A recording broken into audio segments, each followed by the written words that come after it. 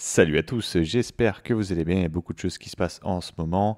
Il y a la conférence de la Fed au sujet des crypto-monnaies. Il y a le trader à 100% de win rate qui a lancé un gros long sur BTC et ETH et une baisse de l'or. Je regarde très peu les informations sur les whales parce que si jamais il suffisait juste de suivre ce qu'ils faisaient bêtement, ça serait et absolument tout le monde ferait ça. Et comme c'est pas le cas, je regarde pas parce que j'ai pas envie que ça m'influence. Mais pour le coup, ça m'a fait rire parce que vraiment le timing juste avant la conférence de la Fed et après le marché qui explose, parce qu'on parle quand même d'un levier à x15 sur le BTC, donc si jamais tu te prends à peu près un peu plus de 6%, tu te fais liquider. Et au lieu de ça, on a eu un pump de BTC ETH, donc ça m'a fait rire, je vous l'ai mis. Il y a une chute de l'or comme on pouvait s'y attendre, il y a de l'euphorie généralisée sur l'achat d'or, il y avait la queue chez les vendeurs physiques à peu près partout dans le monde. Si je vous montre ça aussi, c'est parce qu'il y aura une théorie comme quoi, quand l'or corrige, le BTC monte. Et j'ai regardé à peu près les graphiques, en fait, il y a une corrélation, mais une corrélation ne veut pas dire causalité. Pour moi, c'est du bruit et je vais absolument pas prendre en compte ça pour mes investissements et mon training, mais je vous en parle pour que vous le sachiez et que vous fassiez vous-même votre avis. On part sur BTC qui est en train de pump et qui va arriver sur sa zone d'order block initial de tout ce mouvement baissier. C'est vraiment cet order block qu'il va falloir surveiller. Si jamais on regarde en une heure, en plus, je vous en avais parlé, au-dessus de ces liquidités juste là, donc c'est vraiment la zone à surveiller. Ce qui est intéressant, c'est de regarder ce que le prix a fait avant cette implosion. Ce qui s'est passé du coup, si jamais on se met en 15 minutes, c'est que vous voyez cet order block juste ici. Hop. On y est venu juste avant l'open, on est bien venu liquider toutes les personnes qui étaient à levier et après on a explosé. C'était un très bon signe. On a même eu juste avant un retour dans cet order block avant l'explosion. Et si jamais on regarde bien, regardez, hop, la première impulsion qui est arrivée très rapidement, hop, on s'est bloqué dans l'order block juste ici de tout ce mouvement baissier en une heure et après on a continué l'accélération.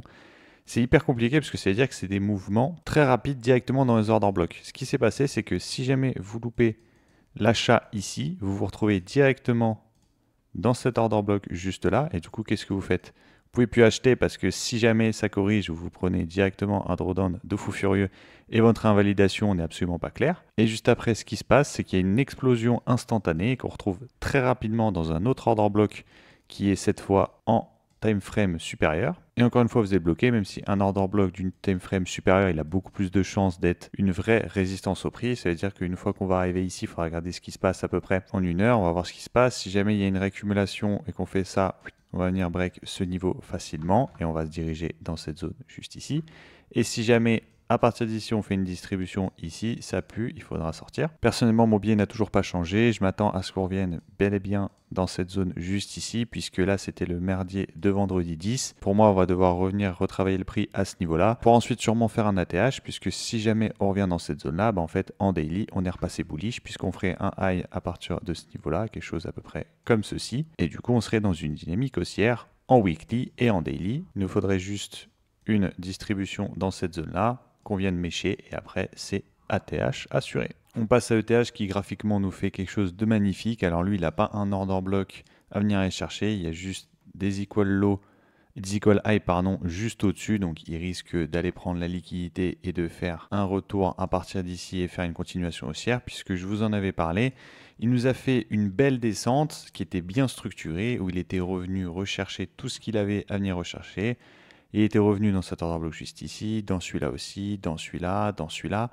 Donc pour moi, c'était direction le break de ce niveau juste ici. Si jamais on regarde en daily, on peut voir que c'est à partir d'ici où on va commencer à retravailler. Donc ça sera vraiment à partir des 4004 qu'il y aura la grosse résistance. Mais en dessous, il risque de pas avoir de problème à percer. Enfin, quand je dis pas avoir de problème, c'est-à-dire moins que BTC qui a quand même des grosses zones dont je vous en avais parlé à venir aller chercher. Ce qu'on peut voir, c'est que si jamais on se remet sur ETH et qu'on regarde en une heure, au même titre que BTC, la hausse a été vraiment impulsive. On est juste venu prendre la liquidité en dessous de cette training range juste ici. Ah, training range, là, c'est plus.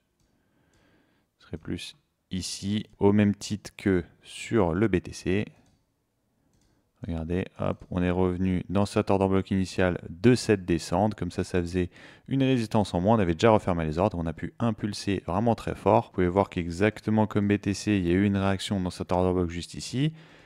Du coup, c'est problématique pour ceux qui veulent se placer, puisque une fois qu'on arrive ici, si jamais tu te places et qu'au final, le biais est toujours baissier, puisque à partir de là, Certes, on a une cassure de structure en 1 heure, mais en time frame supérieur, on continue à être baissier. Tu peux te prendre un drawdown par rapport à ici, donc tu n'arrives pas à te placer. Si jamais tu as loupé le coche à l'entrée juste là, ça devient compliqué. Ce que je veux dire par là, c'est que quand tu as un break of structure, un retour juste ici, tu as une entrée qui est assez facile, et c'est absolument pas ce qu'on voit sur le BTC et ETH. À chaque fois, ça part d'un coup. Alors, les altcoins qui sont super intéressants, il y a le pump qui va tenter un break de ce niveau juste ici.